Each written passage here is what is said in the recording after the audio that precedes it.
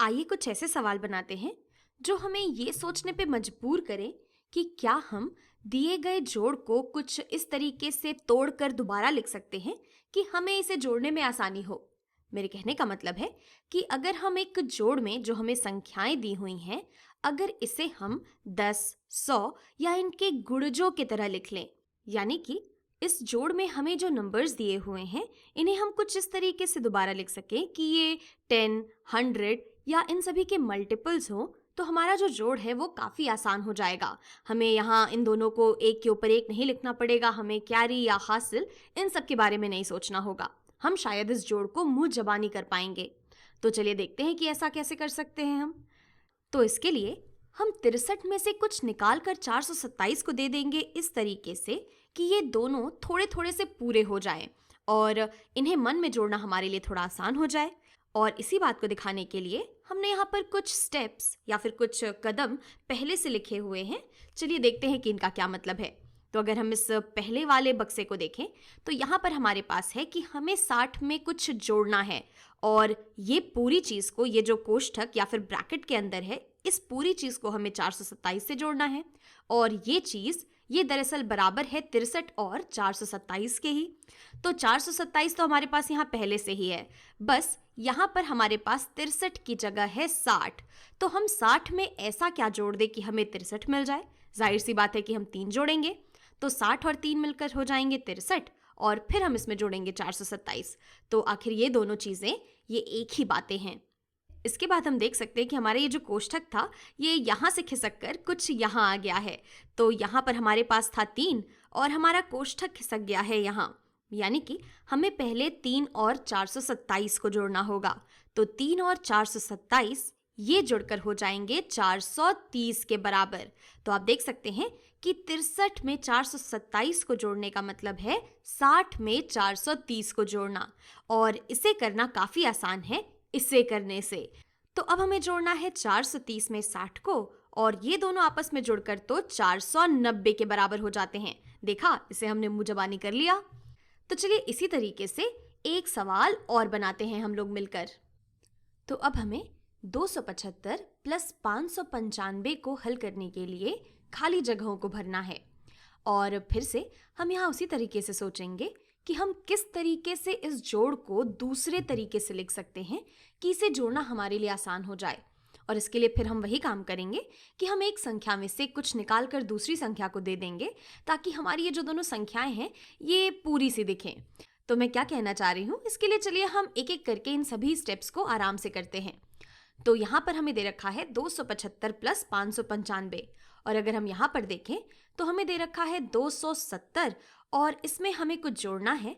और इस पूरी चीज़ को हमने कोष्ठक में ब्रैकेट में रखा हुआ है और इसमें हम जोड़ रहे हैं 595, और ये भी दे रखा है कि ये दोनों चीज़ें आपस में बराबर हैं। तो 595 तो यहाँ पर पहले से ही है, लेकिन यहाँ पर 275 की जगह हमारे पास है 270, और इन दोनों को आपस में बराबर होने के लिए हमें 275 चाहिए यहाँ पे। तो हम 270 में ऐसा क्या जोड़े कि हमें 275 मिले। तो अगर हम 5 जोड़ देते हैं 270 में तो हमें 275 मिल जाता है। यानी कि हम कह सकते हैं कि यहाँ इन ब्रैकेट्स के अंदर ये दरअसल हमारे पास 275 ही है और इसमें हम 595 जोड़ रहे हैं, यानी कि ये दोनों बातें ये आपस में बिल्कुल बराबर हैं। फिर अगर हम अगले स्टेप को देखें तो हमारा ये जो ब्रैकेट या फिर कोष्ठक है ये थोड़ा सा खिसक गया है दाईं तरफ। तो इसका क्या मतलब है? तो हमें मालूम है कि अगर हमारे पास 3 नंबर्स हैं जिन्हें हम जोड़ना चाहते हैं तो इस बात से फर्क नहीं पड़ता कि हम कौन सी संख्याओं को पहले जोड़ते हैं। हम चाहे तो 270 और 5 पहले जोड़ लें और फिर इसमें 595 जोड़ दें, या फिर हम चाहे तो पहले 5 और 595 जोड़ सकते हैं और फिर इसमें हम 270 को जोड़ सकते हैं। तो फिर यहाँ से हमें क्या मिलता है? हमें मालूम है कि 5 और 595 ये दोनों आपस में जुड़कर 600 के बराबर हो जाएंगे, यानी कि हमें आखिर में जोड़ना है 270 में 600। तो हम यहाँ से देख सकते हैं कि 275 प्लस 595 ये दरअसल 270 प्लस 600 के ही बराबर है। तो अब ये तो हमारे लिए काफ़ी आसान हो गया।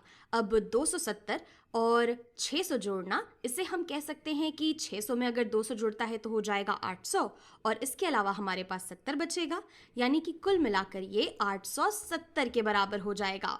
चलिए एक और सवाल बनाते हैं इसी तरीके से। रिक्त स्थानों की पूर्ति करें। 108 प्लस 621 किसके बराबर है?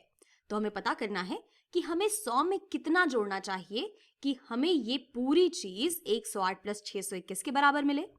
तो हम इसे ऐसे सोच सकते हैं कि अगर हम 108 में से 8 निकालकर 621 को दे दें तो यहाँ पर हमारे पास बचेगा 100, और यहाँ पर हमारे पास आ जाएगा, अगर हम 621 में 8 जोड़ दें तो हमें मिल जाएगा 629। तो अगर हम यहाँ से 8 निकाल देते हैं तो यहाँ बचता है 100, और 621 में 8 जुड़कर हो जाएगा 629 के बराबर। तो हम कह सकते हैं कि ये जोड़ जो है ये बराबर है इसके। और आप सोच रहे होंगे कि आखिर इससे हमें फायदा क्या हुआ। तो यहाँ पर एक बात तो ये है कि 108 और 621 को जोड़ने के लिए हमें थोड़ा सा समय लगता, लेकिन 100 और 629 जोड़ने के लिए हम बड़ी आसानी से कह सकते हैं कि अगर हमें एक सैकड़ा बढ़ाना है 629 में तो ये हो जाएगा 729 के बराबर। यहाँ पर इसे देखते ही हम कह देंगे कि ये दोनों चीजें जुड़कर 729 के बराबर हैं। तो इस तरीके से हम अपने जोड़ को आसान कर सकते हैं अगर हम उसे दोबारा लिख ले तो। चलिए इसकी जांच करते हैं। और हमने सभी सवाल कर लिए हैं।